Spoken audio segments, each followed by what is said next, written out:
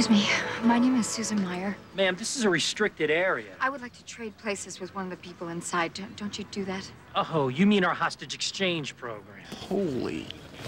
Who are you? Lois Lane, Clark Kent, Daily Planet. Hey, somebody want to throw these two out of here? Hi, I'm Joe Sabatino, and I know John Ferrari. I have to say, I've been pretty lucky with the amount of TV and film work and commercial work that I've done. You know, what I always say is if you want to get in a career as acting, I mean, if it's something you really want to do, it's the greatest thing in the world. Sorry about that. Sorry, are ya? You just paid 2 cents for that donut and coffee. I said I'm sorry, officer. He says he's sorry, boys. Funny as it may seem, I probably go against what a lot of people say about acting, and I think, you know, with acting, there's no right or wrong way. When you go in and do your thing, be confident about what you're saying, you know, commit to whatever choice you're going to make, and just believe in what you're doing. You came aboard, I thought you were a C candidate. I was wrong. Thank you, sir. If they believe what you're saying, you know what? They're probably going to hire you. Pretty good view of the street right here. But I wasn't here last night. Nobody was. Nobody was here last night? Okay, well, home with your families, that's good. It's a good place to be. Yes, this is the Stanislavski Method of bullshit. So I did this like massive mailing about a week and a half before I landed in California. 400 or 500 headshot and resumes because I was working on the soap operas in New York. 3 days later, I had set up appointments, and in that mailing that I sent 400 or 500 envelopes out with pictures in it, I had about 25 appointments with agents. And I ended up getting an agent, getting a manager. My first agent, oh my gosh, it was a guy by the name of Sid Levine. My first 2 auditions was with The Young and the Restless and Rocky V. And I landed The Young and the Restless, which was a recurring role, and I landed a part in Rocky V. And I was like, wow, this is so easy out here. Once I thought it was easy, then things quieted down. It's been really good. I just look at it, you know, dopey luck. This is a town where what I love about it versus New York is when you come out here and you start pursuing your career, you start surrounding yourself with so many people in the business, and it's almost like this snowball effect or this, you know, like the law of inertia. You just keep going and you meet this one and you meet that one, and from working with actors and them telling you different things of what's going on, now from doing the acting, you know, maybe, I don't know if you call it the next level, but now in terms of producing, it's the same way, and things are starting to roll in that direction. I was really excited because a couple of weeks ago I did my first video game where I played one of the characters in it. Had a really great time doing it. It's a video game called Mafia 2. I had to use my tough character voice, so I was using this. I was Harry. They sent you pictures of different characters. Harry was an Italian guy, mustache, patch over his eye. Just they give you a description of the character, and then you look and you go, how would he sound? And I was the fence, so whenever the mafia guys would steal stuff, they come to Harry. Probably one of the best acting experiences that I had in town.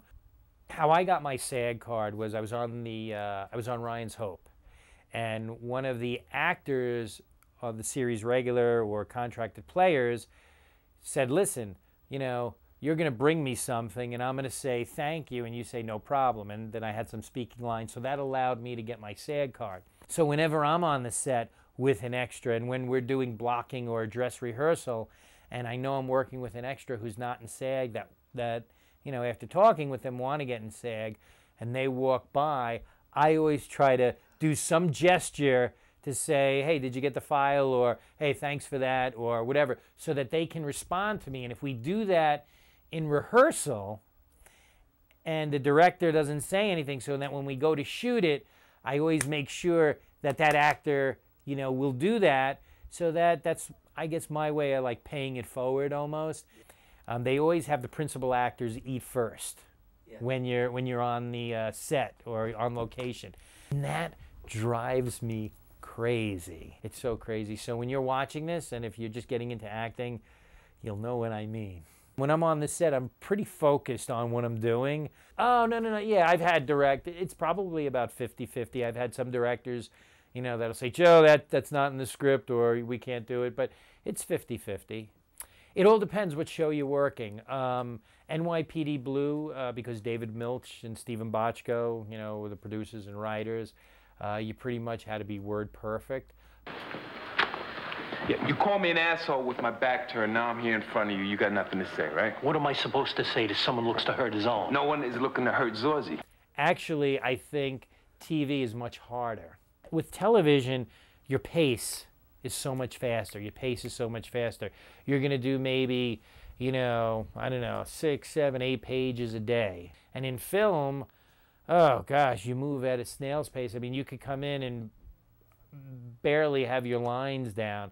And by the time you rehearse it and block it and set up for lighting and go back and rehearse it, it's just, you know, maybe they're going to do 2, 3 pages a day. So I definitely think film acting is by far the easiest in terms of an actor and memorizing and hitting marks and everything. And then television comes after that. And believe it or not, the hardest acting, and everybody sort of pokes fun and they're like, well, I wouldn't do a soap opera, or I wouldn't do this. But with soap operas, I mean, you know, when I was doing The Young and the Restless, you get, you know, 15, 20 pages in a day, okay? And now you're going to shoot your 20 pages in one day. You probably get like, you know, they send you the script, so you get, you know, 2, 3 days ahead of time. But when you're on the set, and if they come down, you know, and you see them walking towards you with pink pieces of paper, you know, then you start to get the sweat and everything, and you go, no, not my lines. Soap operas, you know, you always have to hit a mark. You have to say your lines, you know, a certain line on a certain mark, move here, move there. So when a lot of the actors, you know, quote unquote poo-poo the soap opera, I think it's a definite challenging medium to work in. If you're an actor, if you're a principal actor and you're getting a lot of dialogue, it's definitely challenging.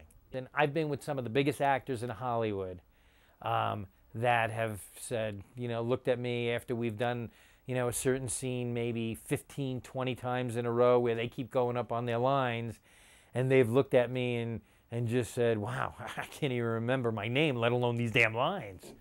I think acting is like being an athlete. And, you know, there are days when you're in your zone and no matter what, you can stand on your head and deliver lines and do a great performance. And then there are other days where you're going to be so prepared and everything, and then you're going to get there and you're just not going to have that spark. What they do a lot of times is on NYPD Blue, they always have the coverage, you know, they'll shoot over the shoulder shot, establishing shot. But what they do is, after they're done doing all of that, they'll have their camera operator, the DP, director of photography, he'll put on a Steadicam harness and everything, and then they shoot the whole scene on a Steadicam so that when they go back to editing, then they have the whole scene covered with a Steadicam as well as all the different coverages, and then they just pick, and that's where Stephen Bochco, you know, with the shaking of the camera and the just, you know, swooping from one actor to the other, that's where that came from. You have to remember your exact blocking for the simple fact is that whenever, you know, you want to be in the same spot all the time so that the camera people know where you're going to be, and whatever they do with the camera, that's not our job as an actor. We're just doing our lines and hitting our marks. You know, be cognizant of what you've done and, you know, work within that framework. It's really amazing when people do, you know, stop you and spot you. And, you know, I've had people come up and, you know everything I've done on NYPD Blue, or, you know, I had a, you know, if I was in Batman or The Ring or, you know, Rocky or anything, or, you know, the TV shows. Just, yeah, it's really amazing. And I just look at it as it's humbling, actually. It's a great question. And I think the answer to that is deep in your heart and your soul, you have to know who you are. And you know what? I came from wherever, and I'm here. And just know and believe in the person you are, because there are going to be people that are going to tell you you're the greatest thing in the world, And then there are going to be the other people who are going to tell you, yeah, you're no good, you're no good. But if you know who you are, it doesn't matter what anyone says. And the moment it's not fun anymore, it's the time to just say, adios. You know, when you're on the set and you're working, it's, you know, it's so cool. I mean, that's what we're here for. I mean, it's the bomb.